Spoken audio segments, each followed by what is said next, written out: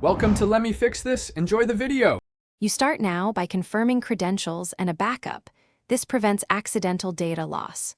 Once done, open the Microsoft app you used for Gmail, Outlook, or Windows Mail, or go to Windows Settings, Accounts, Email, and Accounts. Make sure you're signed in to the correct Windows user profile because accounts are per profile. This step locates the connection Microsoft created to Gmail. Knowing where it lives lets you remove it cleanly without disrupting other accounts or apps. Next, find the Gmail entry in the app's account list and tap Manage or Account Settings. Then choose Remove, Delete, or Disconnect and confirm the prompt. Microsoft will unlink the account and stop syncing mail and calendar. If Outlook asks whether to keep local copies, choose according to your backup.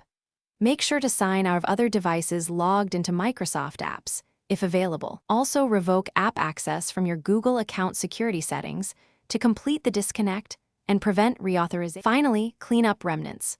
Open Windows Credential Manager and delete any stored Gmail or OAuth tokens, then restart the app and your device to clear cached sessions. Verify mail and calendars no longer sync and that new messages aren't delivered to the Microsoft app. If the Gmail account still shows, go to your Google account security third-party access and revoke Microsoft entries or clear the app's cache. If problems continue, sign out and sign back into both services and retry. That usually resolves lingering tokens.